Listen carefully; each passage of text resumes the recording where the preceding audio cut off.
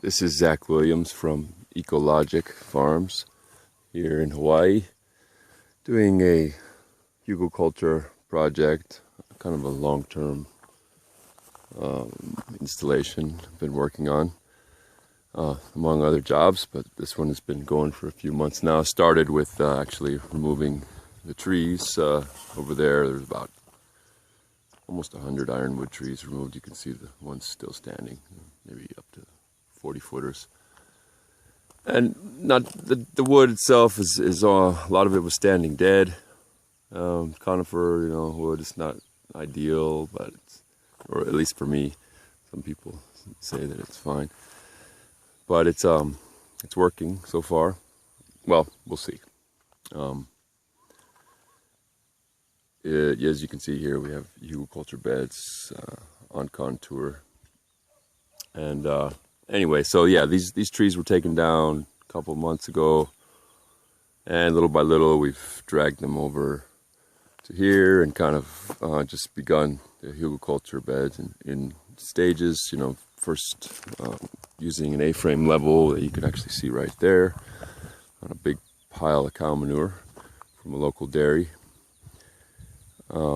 That's to just boost the soil fertility a little, that manure there, along with the soil. And there's a big old slow compost pile over there that's been working for a couple of years. Thankfully the customer has all of this material on site, so it helps a lot. We haven't had to really bring in anything. I didn't really have to bring in the manure even, but it helps. The nitrogenous material really helps to balance out all this carbon and speed up the process. Eventually it'll break down anyway, but if you want to jumpstart things a bit, it definitely helps.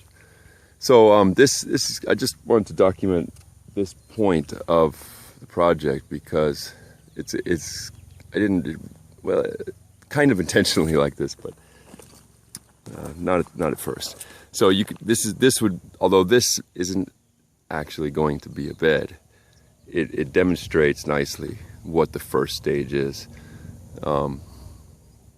So these initially I began by using the A-frame level there to make contour lines, which are essentially topographical lines, and that allows water moving downhill whenever we get precipitation to be kind of trapped by the swales or the Hugelkultur beds. And in a climate like this, where they receive less than 20 inches of rain a year, it's really helpful. Right, you wouldn't know it right now. We've had an inordinately high amount of rain in the last couple of months, so everything looks green. This is not normal for the area. This is definitely an arid climate, very windy, which exacerbates further water loss on the soil here. So it's really important to keep the ground covered, keep organic matter as high as possible, and Hugelkultur is one ideal way to do it. I'm not opting to put them to dig ditches and do kind of the partially subterranean Hugelkultur as some people might. In this situation, it's mainly because of the rock in the ground. It would just require a whole lot more labor.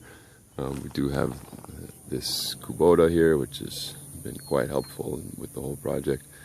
But so we opted to do it this way. The beds are going to be big enough, as you can see. They're going to be 4 feet tall at least. In many places at least 4 feet. That they will retain water without any wood down below the surface.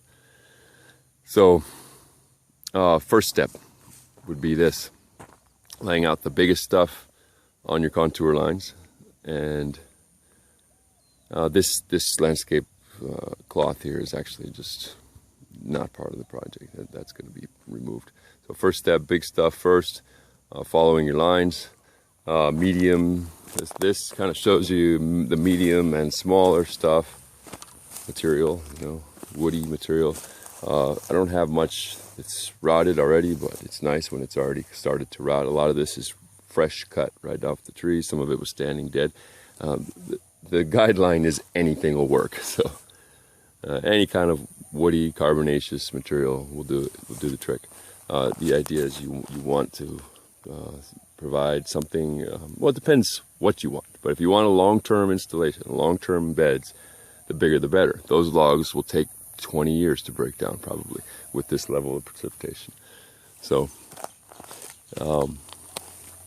yeah, so second step, it's pretty evident, you know, there's big logs underneath here. I'll get a little closer, you can see, you know, it just so happens that, you know, this is the size we have. You could have seen them done with 3-foot logs, big, huge logs. Here we're using mostly everything's under a foot, a few bigger. So the shrub and branches are on the top. Next layer is the smaller stuff. I'm going to actually throw on some of that compost pile over there. It's partially broken down, branches, palm fronds, things like that. And then, just for expedience sake, I am not pre-mixing the soil and the manure and the compost. I am just putting them on a scoop at a time and layering as I go. The mixing will happen as I shape the beds by hand and with rakes and shovels. And everything will kind of settle down into all the pockets here. You can see there's a lot of holes. One of the benefits of hugelkultur is the aeration it provides, the drainage it provides. It's all part of this, these multiple benefits, stacking of functions, as we'd say. So yeah, so this one is, you know, getting close to done. Actually, it'll be another foot, almost a foot higher, maybe 8 inches higher when it's done. I still have yet to put on a couple more layers of dirt and manure. And then I'm going to water it, start watering it, and do some direct seeding, you know, depending what the customer wants. We're going to do multiple tiers of vegetation. And hopefully I can talk them into a heavy emphasis on perennials. Anyway, so just thought this might be helpful. So not only to document it for myself, but helpful to anybody else who's possibly doing this for the first time. Okay, so from Ecologic Farms here in Hawaii, this is Zach Williams signing out.